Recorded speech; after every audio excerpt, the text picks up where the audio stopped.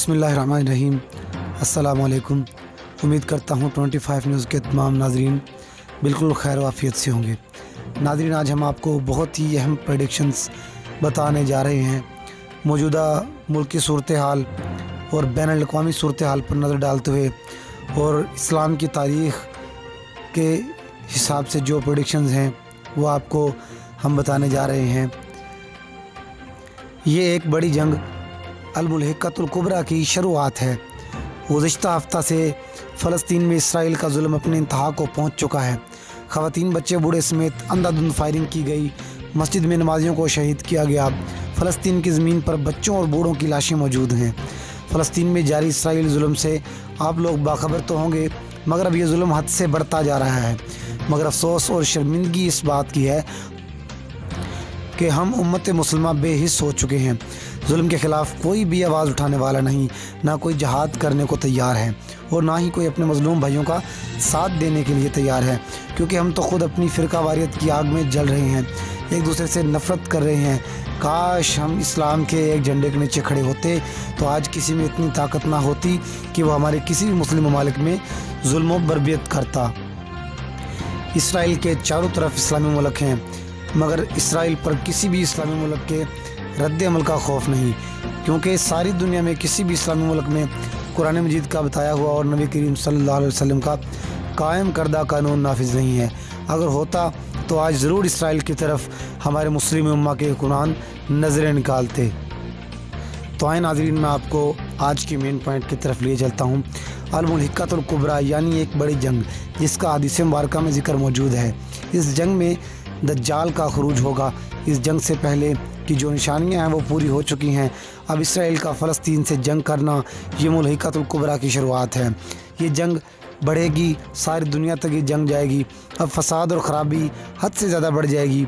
इमाम मेहदी रज़ी अल्लाह तआला अन्हु की तलाश और उनसे बैत करना और उसके बाद दुनिया की सबसे बड़े फितने दज्जाल का खुरूज होना, ये दोनों बातें अल-मुल्हिक़तुल कुबरा के दौरान होगी। अब कुर्ब क़यामत का वक़्त शुरू हो चुका है। ये वक़्त अल्लाह से तौबा मांगने और इस्तग़फ़ार करने का वक़्त है। हम मुसलमानों ने शाम सीरिया के मुसलमानों के लिए भी कुछ नहीं किया। दुनिया के तमाम काफिरों ने मिलकर शाम के मुसलमानों पर सरेआम जुल्म किया, उनके घरों को तबाह किया, उनकी नस्ल कशी की। अब भी कर रहे हैं, मगर हम खामोश रहे। ना शाम वालों का साथ दिया, ना फ़लस्तीन वालों का साथ दिया। अगर अब हम ना बोले तो कुफ्र की हिम्मत बढ़ेगी और फिर हमारे घर भी शाम व फ़लस्तीन की तरह तबाह कर दिए जाएंगे। अगर अब भी गफलत में रहे तो शाम व फ़लस्तीन की तरह हमारा साथ देने वाला भी कोई नहीं होगा। मुसलमानों, समझ जाओ अभी वक़्त है, वरना फिर पछतावे के सिवा कुछ बाकी नहीं रहेगा। यहूदी तरह तरह की साजिशें करके चालें चल कर हम मुसलमानों को एक दूसरे से जुदा कर रहे हैं। कभी कोरोना वायरस का खौफ हमारे दिलों में दिलाया जा रहा है, कभी हमारी इबादतगाहों को बमों से उड़ाया जा रहा है और कभी हमें मौत का खौफ मुब्तला करके हमारी मस्जिदों को बंद किया जाता है।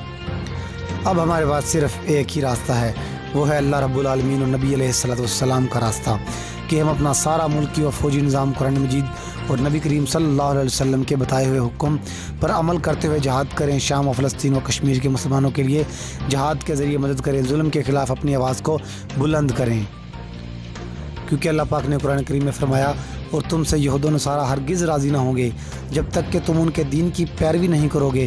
कह दो, बेशक हिदायत अल्लाह ही की हिदायत है, और अगर तुमने इनकी ख्वाहिशों की पैरवी की उसके बाद जो तुम्हारे पास इल्म आ चुका तो अब तुम्हारे लिए अल्लाह के यहाँ कोई दोस्त और मददगार नहीं होगा। और एक और जगह अल्लाह पाक ने कुरान करीम में फरमाया, अगर तुम जहाद के लिए ना निकलोगे तो अल्लाह तुम्हें दर्दनाक सज़ा देगा। अगर हम आपको ये बताएं कि आने वाले चंद माह के अंदर यहूदी एक ऐसी बीमारी को मुसलमानों पर मुसल्लत करेंगे जो एक नशे की सूरत में होगी, तो ये कभी गलत नहीं होगा। आस्ता आस्ता लोग इस नशे की आदी होते जाएंगे। वो नशा कोई आम नशा नहीं होगा, बल्कि वो इतना ख़तरनाक होगा कि आस्ता आस्ता इंसान की होश ख़तरनाक ख़त्म हो जाएंगे और इंसान को जुनूनी और खूनी बना देगा, बल्कि वो पागल जैसी हरकतें करेगा। ये हमारी मिडिल क्लास से शुरू होगा। लोगों को सुकून की दवाई दी जाएगी, फिर वो इसे नशे की आदी हो जाएंगे।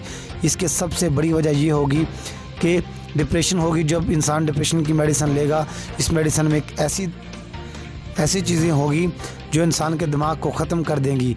इंसान अपने ही भाई को कत्ल करके सुकून महसूस करेगा, गंदगी को खाना शुरू कर देंगे اور ایمان جو ہے وہ بھی یہودی اس طرح لوگوں سے چھیننے کی کوشش کریں گے.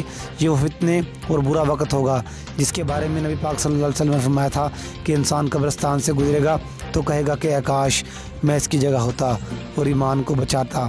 جیسے ہاتھ میں انگارے کو پکڑنا سب سے دور سے وہی لوگ اپنے آپ کو بچا سکیں گے جو ایمان کے مضبوط ہوں گے. ہمیں اپنی قبر و آخرت کے بارے میں غور و فکر کرنا چاہیے اور فکر کر کے بلکہ یہ تو وہ وقت شروع ہو چکا ہے کہ ہمیں اپنے ایمان کو بچانا چاہیے. ایمان کو بچانے کی فکر آخرت کی فکر ہونی چاہیے. چھوڑ دو دنیا کی فضول کے رسومات اور ضروریات کو, اللہ پاک کو منا لو.